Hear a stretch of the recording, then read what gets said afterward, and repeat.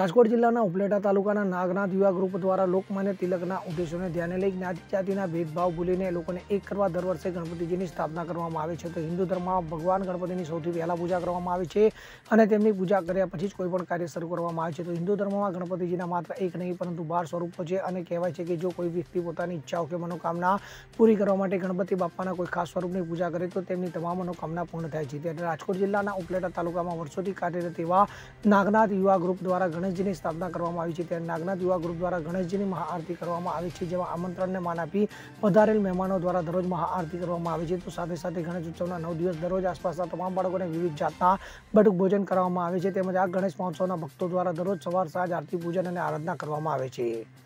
મારું નામ ભાવેશભાઈ બારિયા અને તાલુકો ઉપલેટા અને ગણપતિ મહોત્સવ આયોજિત નાગનાથ યુવા ગ્રુપ અને આ ગણપતિ બાપામાં અમે અવિનવી ભગીરથ કાર્ય અમે કરી રહ્યા છીએ। એમાં બાળકોને અલગ અલગ જાતના 8 દિવસના બટુક ભોજન, સમોસા, પછી આ ભેળ, પછી આ આપણે પૌવા બટેટા, પછી પાઉંભાજી વગેરે વગેરે નવીન આઈટમો અમે બાળકોને પ્રસાદી રૂપે આપીએ છીએ।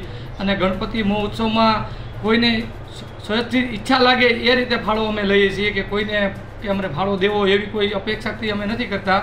અને આજુબાજુના વેપારી મિત્રો અને અમને બધાય સહયોગ અને સારો આપે છે અને મહાપ્રસાદ કે બધું ભોજનના અમને દાતાશ્રીઓ બધા અમને અમારી રીતે અહીંયા આપી જાય છે સ્વચ્છિત। એ રીતે અમે ગણપતિ મહોત્સવનું આયોજન કરીએ છીએ। નાગને ચોકની બાજુમાં જે મમઈ ચોક આવેલો છે ત્યાં અમે આયોજિત ભગીરથ કાર્ય કરી રહ્યા છીએ અને અવારનવાર ગરબી આ તે વગેરે ભગીરથ કાર્યો જે ધર્મલક્ષી કાર્યો છે, હિન્દુલક્ષી કાર્યો અમે કરતા જ રહીએ છીએ અને આગળ પણ ગણપતિ દાદા પ્રાર્થના અમે કરીએ છીએ કે આવનારા દિવસોમાં આવા કાર્ય અમને કરવા દે। આજે શું કર્યું? આજે અમે કર્યું હતું જે મહાઆરતી હતી, અમે મહાઆરતીનું વિશેષ કાર્ય કરેલું હતું। એ મહાઆરતીમાં ભાવિ ભક્તો ઉમટી પડ્યા ત્યાં અને મહાઆરતીનો વગેરે માણસોએ લાભ લીધેલો છે અને એમ જોઈએ તો આપણે 400 થી 500 માણસ આરતીમાં રોજ અહીંયા થાય છે। ઉપલેટા ગામની મધ્યે નાગનાથ ચોક વિસ્તારમાં નાગનાથ યુવા ગ્રુપ દ્વારા અમે ગણપતિ મહોત્સવનું આયોજન કરીએ છીએ।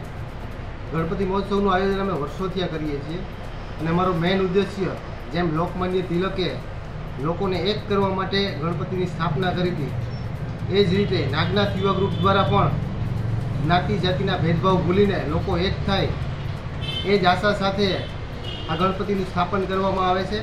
અહીં અમે રોજ આરતી બાદ બાળકોને 9 દિવસ બટુક ભોજન પણ કરાવીએ છીએ અને આ બટુક ભોજનમાં અમે કોઈ પાસે ફાળો માગવા જતા નથી। જે લોકો સામેથી આવે છે, જે ભક્તોને સામેથી ફાળો આપવો છે એની પાસેથી જ અમે સ્વીકારીએ છીએ, ક્યાંય ફાળો માગવા જતા નથી।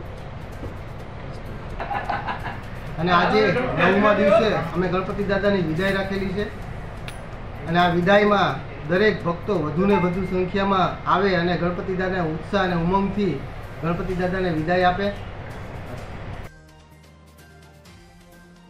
સર્વરાજ કોડી સાથે CN24 ન્યૂઝ ઉપલેટા। હવે જુઓ દેશ દુનિયાની તમામ ખબરો તમારી આંગળીના ટેરવે। ઉઠાવો મોબાઈલ અને Google Play Store પરથી ડાઉનલોડ કરો અમારી CN24 ન્યૂઝ મોબાઈલ એપ।